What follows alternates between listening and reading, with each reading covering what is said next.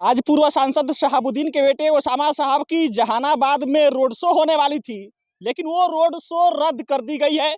और अब social media पर लोग कह रहे हैं कि वो रोड शो राजनीतिक साजिश से रद्द किया गया और क्यों नहीं ओसामा साहब पहुंचे।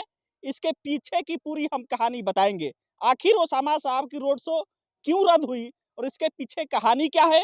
जो सोशल मीडिया पर एक कहानी चल रही, क्या वो सच है या फिर ओसामा साहब की जो रोड शो रद्द हुई है उसके पीछे कोई जेन्युइन कहानी है। क्योंकि आज निर्दलीय प्रत्याशी जो जहानाबाद से निर्दलीय उम्मीदवार है आशुतोष कुमार भूमियार नेता, उनके समर्थन में ओसामा साहब रोड शो करने वाले थे।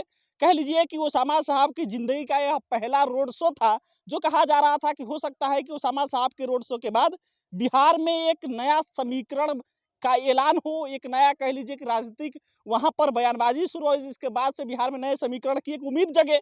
लेकिन ओसामा साहब की वो रोड शो नहीं होती है। इसके पीछे कहानी क्या होता है, तो कहानी ये होता है कि जिस उम्मीदवार के समर्थन में ओसामा साहब रोड शो करने पहुंचने वाले थे, उस उम्मीदवार की अचानक से तबीयत बिगड़ती है और अचानक से वो बेड पे चले जाते हैं। आशुतोष कुमार निर्दलीय उम्मीदवार हैं जहानाबाद लोकसभा सीट से। आज 3 बजे से वहां रोड शो होने वाली थी, लेकिन ठीक 3 बजे के कुछ देर पहले अचानक से चक्कर खाकर आशुतोष कुमार गिर जाते हैं।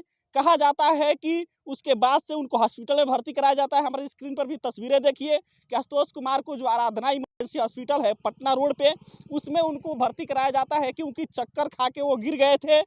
उसके बाद से अचानक से यह रोड शो रद्द करना पड़ा, क्योंकि जिस प्रत्याशी जिस उम्मीदवार के समर्थन में ओसामा साहब पहुंचने वाले थे, उस उम्मीदवार की ही तबीयत बिगड़ गई।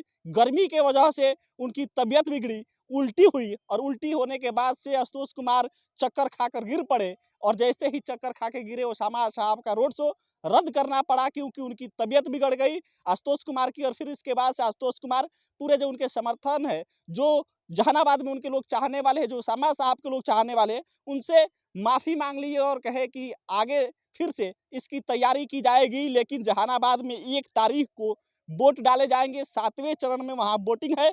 उसके पहले आज ओसामा साहब की रैली होने वाली थी और कहा जा रहा था कि इस रैली के बाद से जहानाबाद का समीकरण बदल जाएगा। जो वहाँ की राजनीतिक चर्चाएं है, जो वहाँ की राजनीतिक समीकरण बन रहा है, कहा जा रहा है कि जहानाबाद इस समय उल्टफेर करने वाले आरजेडी के खाते में वो सीट जाने की उम्मीद लगाई जा रही थी।